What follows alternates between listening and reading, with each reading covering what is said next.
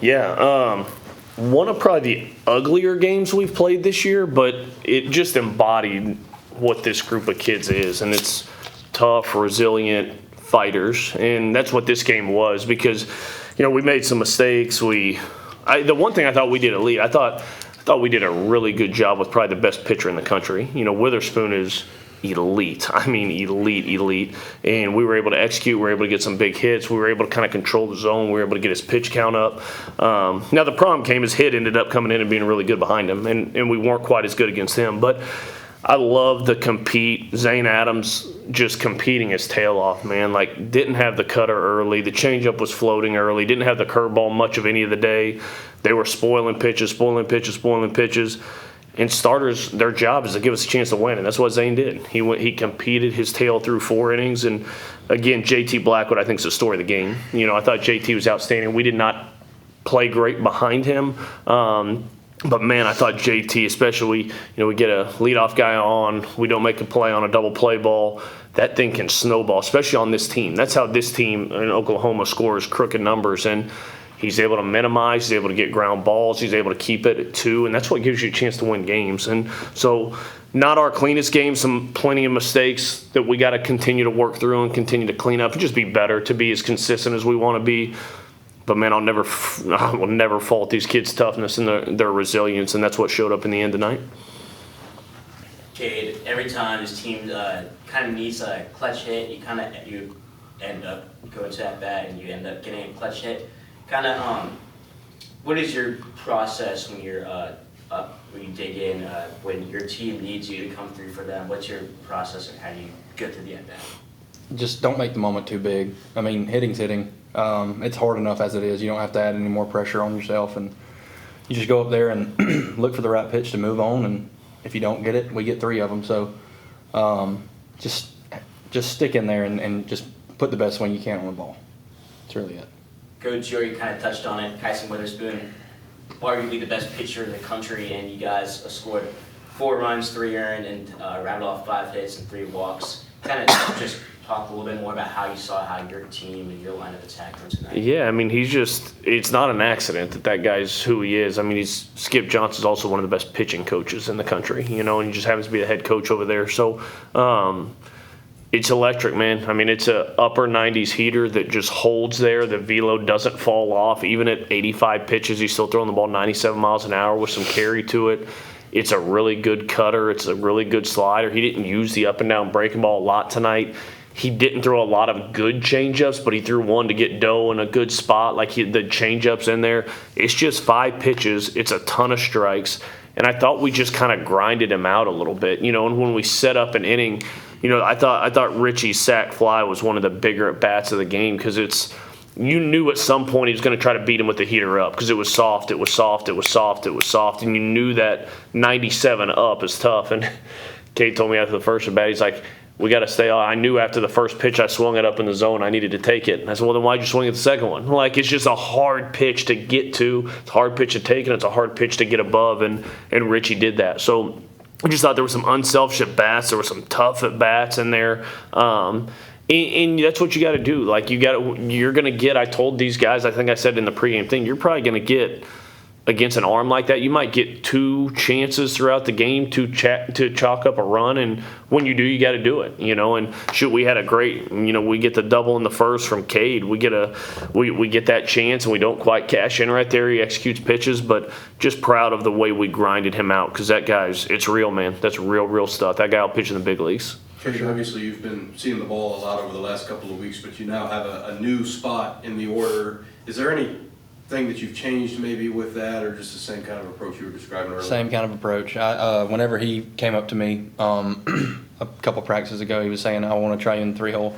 I said, I'll bat 9, 1, 7, 8. It don't matter. I'm glad to have some people around me that, and this is what I've said about our offense for, ever. It's just we just keep going and keep going. So 1 through 9, it's just a tough AB. Coach, obviously, I'm sure you guys are in the dugout waiting with bated breath when Justin goes down. He did stay in the game.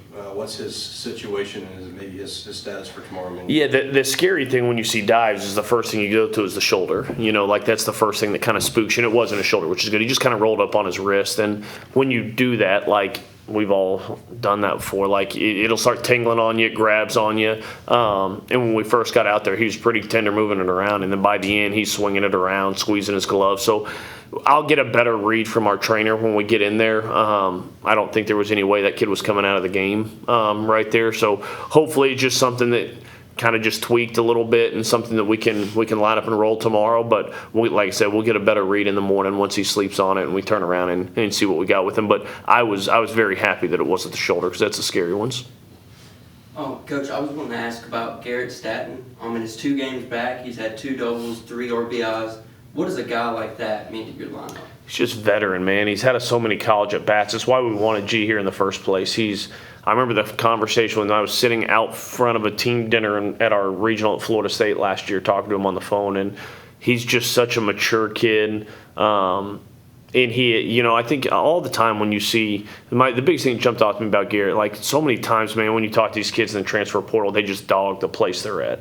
I want to get out, like this. They don't develop me. They don't do this, and that wasn't Garrett at all. Like he was super respectful of Sanford and their staff and his experience, and he was like, I'm looking for X, Y, and Z, and I felt like we met that need for him, and so he certainly did that for us. You know, we were without him for 4 weeks, which you guys see what he can do with the bat in his hands was kind of a loss for us, and I've been really impressed with how quick he's bounced back because he hasn't been able to.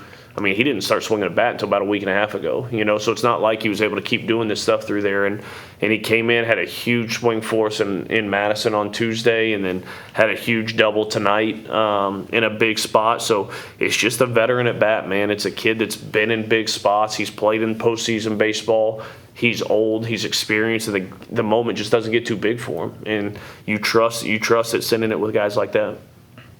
Coach Bryce Fowler, another hitless game, but he had 3 walks and is playing some incredible defense in right field. He's been doing that while he's been slumping at the plate. Kind of, how do you see that he's keeping his head up while maybe the balls aren't finding the grass or just finding the catch? Yeah, he's a pro, man. We talked to him yesterday. You know, we talked to him yesterday at practice. He came in the office. We were talking this morning with me and Pap, and this game is just cruel, man. Like it is. Like when you're not going great, the balls you don't hit good, you're out.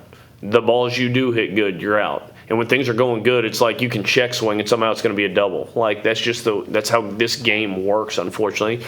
But the trap you can fall into is, you know, you're on the barrel and you start chasing hits. It starts kind of eating at you. And so we talk all the time about just changing your definition of success at the plate. And in our whole message to these kids pregame was like, just be present, man. Let's be in the moment today together because, man, time is fleeting. This season is fleeting. I mean, we're halfway through our season right now, which is wild to think about. Like, some of these guys are going to blink and their college career is going to be over. Some of these guys are going to blink and pro ball will be here. Some of these guys are going to blink and they're all of a sudden juniors. Like, it moves so darn fast that was our message, just be present, be in the moment. And that's hard to do when things aren't going great for you at times. But I thought Bryce did a great job of that today because what can happen when it's not going awesome is you start trying to swing your way out of it and you just dig a bigger hole. I thought he did a great job of taking what the game gave him today and just grinded some at-bats out, took some really good pitches. When he does that, everything else can take care of itself. And I thought he was great tonight. Couple more. Coach, what can you say about the poise that Carson Osmer has shown in certain situations that the staff has put him in with having to get more than 3 outs? And obviously you know that a closer is going to pitch under duress sometimes, but he's done it really well. How important has he been? It's like I said with G-Stat, man, he's just a vet. He's done it. He pitched in a great program in Penn. They played postseason baseball. He's played plenty of SEC teams before, and he's been in that spot. And that's what you know about him, man. Like, it's hard when you give up that pump to give up the lead to come back in there and execute stuff, especially when they start stacking it in a way that makes it tough for you, you know. And man, he executed some pitches there late that were just barely off the plate. You can see meltdown city at times with stuff like that, and he didn't. He just kept executing pitches. They pinch hit a lefty that flies, and he just kept executing his pitches, got ahead in the count, got a big help to Braun. But the human that Carson Osmer is what's so special. Like, that guy he is what you want your kid to look like. He's tough, he's real, he's a competitor, he's a great teammate, and again, he does a really good job of staying in the moment. And nobody was more fired up when we took the lead than him, and it was a little bit of a rocky night there, but that's what closers do, man. Every good closer I've ever been around, they make it a little bit interesting for themselves, but they find a way to get it done, and that's what Oz did.